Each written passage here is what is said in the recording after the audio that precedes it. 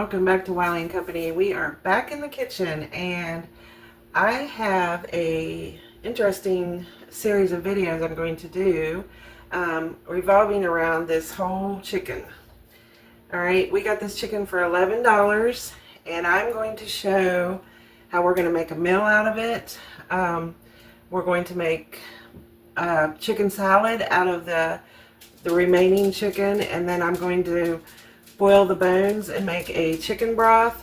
And lastly, after that's all done, I'm going to put the remaining bones in the oven and let them dry out, and I'm going to crush them and make bone meal for our garden that we are in the process of preparing. We actually have some spring weather coming on in the last week and a half. I think we're going to have a little bit of cold come on, and then I think spring's going to be here. So let's get started on preparing this. And I'm going to do one of my favorite methods of cooking this chicken on a Bundt pan. And we're going to add some vegetables to it, and it's going to be a meal in one. And it's really cool because this chicken will be like it's rotisserie chicken when it's done. So let me get started. So real quickly, like I said, we're going to do a chicken on a Bundt pan, and the vegetables I'm going to add are red potatoes. I'm going to chunk these up, an onion, and some carrots, and then we're going to season the chicken. I have a variety of seasonings here. You can use whatever preference you like to season your chicken, but these are the ones that I just pulled out real quick. You want a little bit of olive oil. We're going to toss the potatoes with that, and also I'm going to put a light coat on the inside of the pan. Not that anything is going to really stick too much, because we'll probably get some juices from the chicken, but it also adds some flavor to the vegetables. So let me get this chicken out of the package, and we will get that started with the seasoning, and then I will get the vegetables ready.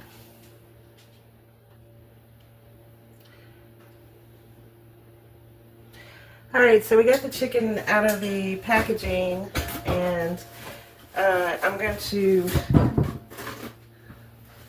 take a paper towel and just kind of pat it dry, because we're going to add the seasoning. We don't want it to be real wet. We're also going to add butter on it. You can either add butter, or I've also done olive oil, but for this particular one I'm going to add butter to it because it's going to make it nice and juicy and flavorful. So you just want to kind of get some of this excess juice. And I've actually had this chicken sitting at room temperature for about an hour because it was quite cold when I took it out of the refrigerator.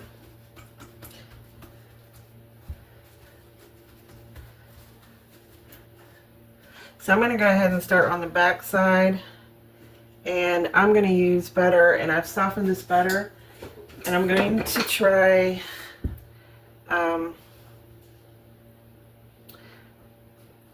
to not use my hands. And actually, sorry, I jumped ahead of myself. Let's go ahead and add some seasoning in the bowl. You could just sprinkle it on there, but I'm just going to add some in the bowl. So right here I've got a lemon pepper seasoning, because you know that makes it really good. And then here I've got some salt, pepper, and garlic. I mean, I could just salt and pepper it individually, use each one, but this is all together, so I'm just going to go ahead and put this in. And just measure as much seasoning as you like. You can always add some. You can get the pre-mixed seasonings like Mrs. Dash or whatever you like to put on your chicken.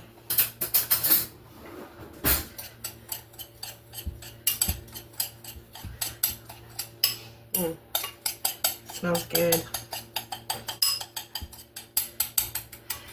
And I'm probably going to add a little extra pepper because we just like a lot of pepper.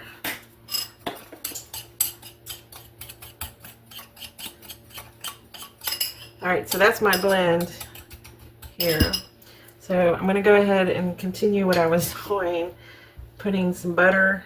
And if you get it soft enough, then you can use a thing like this and you don't have to use your hand. I have used my hands before. It's really quite messy. So you just want to get this buttered up really nice.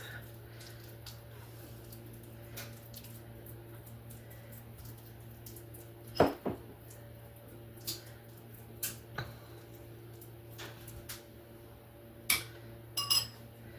ahead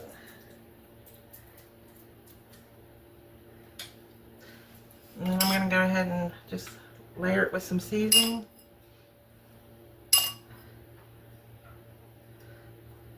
And you can see I'm not being shy, but some of this is going to fall off as we move the chicken around. And I like a little extra paprika on our chicken.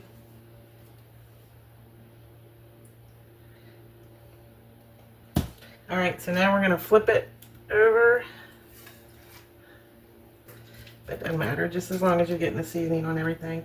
And I'm using a 1 stick of butter, which is a 1/2 cup. And I will use all of it. Whatever's left, I'll probably put inside the chicken.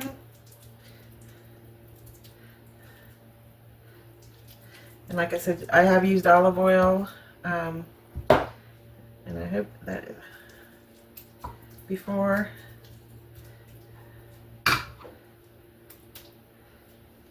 So this is why you want to try to, there was probably some more juice. I probably should have tapped it a little because the butter won't stick as well.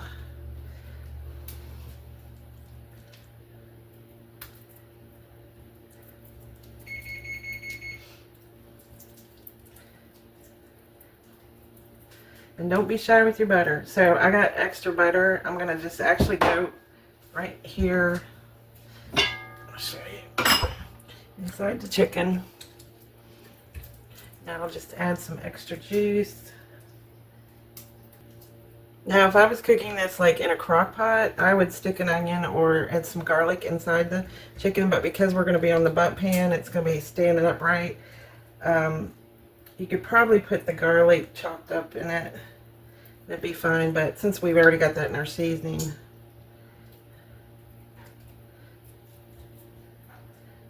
I know it looks like a lot of butter, but it's going to be so good, especially with the vegetables.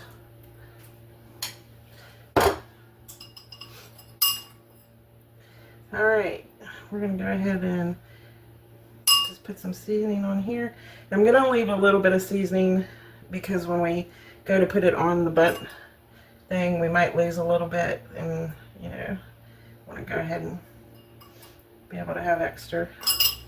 So I'm going to let this sit for about 20 to 30 minutes, and I'm going to go ahead and get our vegetables ready. Okay, so I just rinsed off my red potatoes, and I'm going to go ahead and get those cubed up. You can buy like the smaller potatoes, the petites, and they work really well. These were just actually on special, so I just decided to get these this time. And you can cut them as big as you want. I just cube them. I mean, you can go smaller if you like smaller.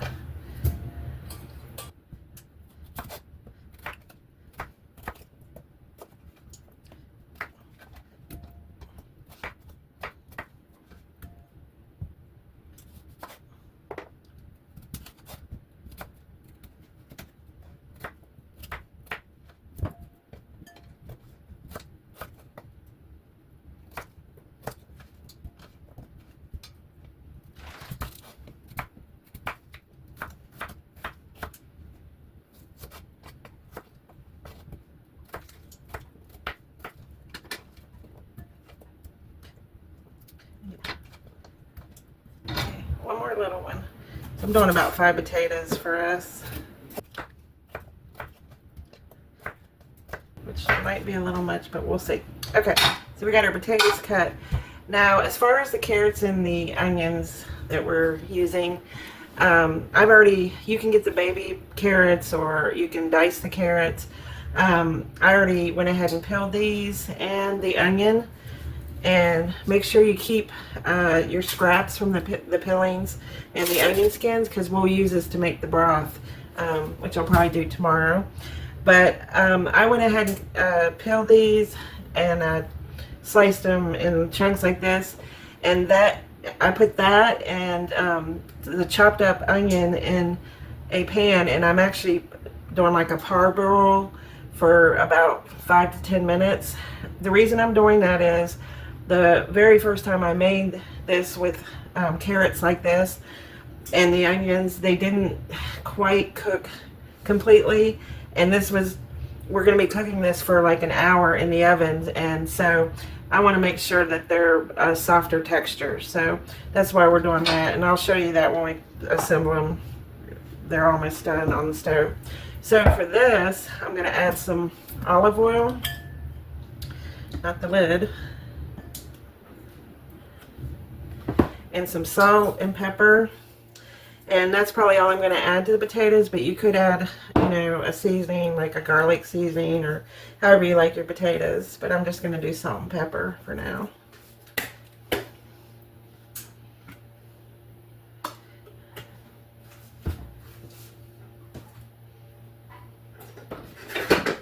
And we're going to just mix that up.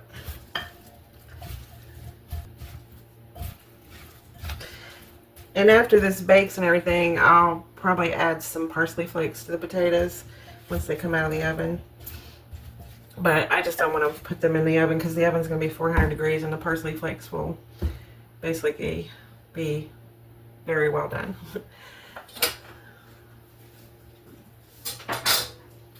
So we will be back to assemble all this into the Bundt pan and get it in the oven. Alright, so we're now going to assemble this, and the first thing I'm going to do is go ahead and coat the pan with a little bit of olive oil.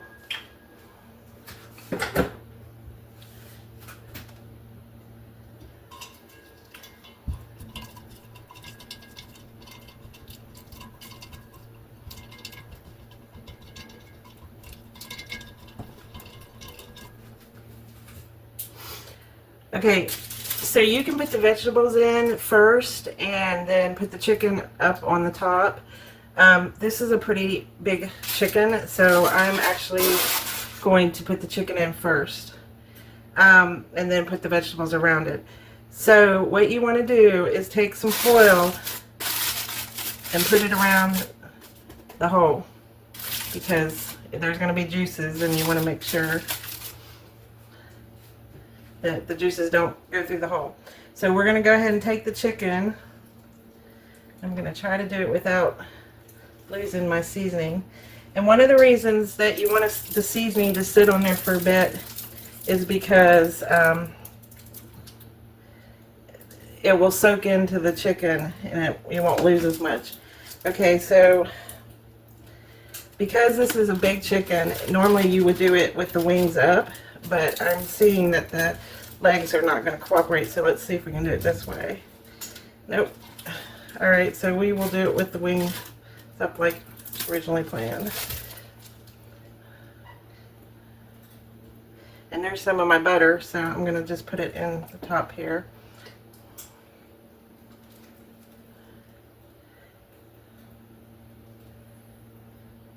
And I had a little bit more. And since I've already got my hands pretty much messed up here, I'm just going to go ahead and do this. The reason I'm doing this first this time is because this is a bigger chicken and I'm worried that it will hit the top of my oven. So I just want to be cautious. And now I'm going to have to clean my hands because I need to put a little bit more seasoning on the top. Go ahead and put some of the vegetables in. And because the chicken's in there first, you're just going to have to do it gently. Add the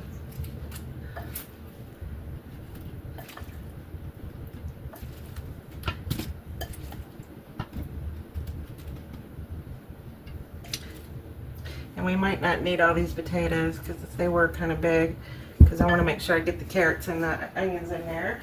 So I basically cook these for about 10 minutes on the stove so that they're not completely hard.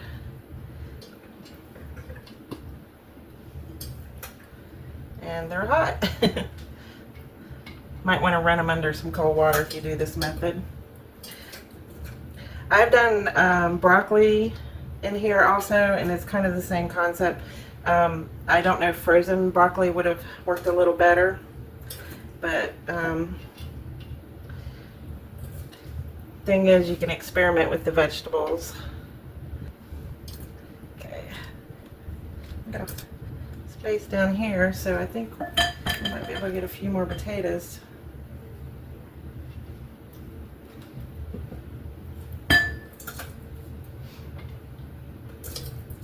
I've also used mushrooms in this. It's really good. All right. We have a few more potatoes, so I can always cook these on the stove if we can't get them all in.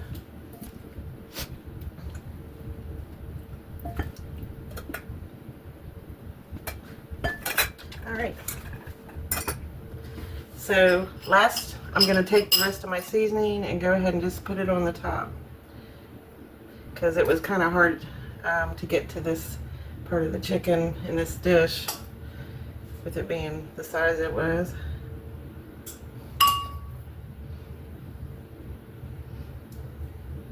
And you can put as much seasoning as you like. So I'm just going to drop this inside, so it'll be nice and cooked inside with those flavors. And there we have it. It is ready to go in the oven at 400, about 50 minutes to an hour. I'm going to check it at 50. You want a temperature of 160 in the dark meat and the breast. And one last thing, I'm going to set it on a tray just in case it overflows with juices. When I've done it before, it usually doesn't, but you never know, and I just like to not have a mess in the oven. So I'm going to put it on this little tray, and if any juices do come out, or if it gets too full, then it'll hit the tray. So we are going to go in the oven, and this will be ready in about 50 minutes to an hour at 400. Alright, I just wanted to do a quick video just to show we're about quarter way through on baking, and it's already looking good and smelling very good. So excited to see the final result. Alright, so the chicken in the Bundt pan has come out of the oven, and we're gonna take it out of the Bundt pan and then get ready to eat. Yeah, that looks so good. I don't think I need the knife. I might need a second fork. Yeah. Get a second fork. So I'm just going to transfer it over to this pan. Let me slide over here a little bit there. Hopefully. Oh, yeah, look at that. Yeah. Pretty big chicken there, huh? Yeah, that's why the legs are like... Pretty big chicken over there. Oh, Wiley. And you got your vegetables. I guess they're done. So it took about an hour in the oven. And I checked it with the thermometer. Okay. And actually, well, this side, the other side did get a little bit pretty well done on the top, but it's because it was so close to the top of the oven. Right. And as I said, but look how good that looks. Yes. So we're gonna go ahead and slice some off of here.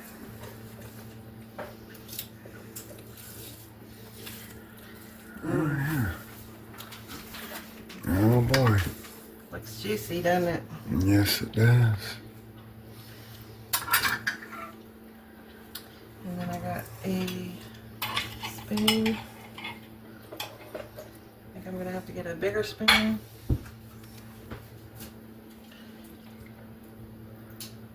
There we go.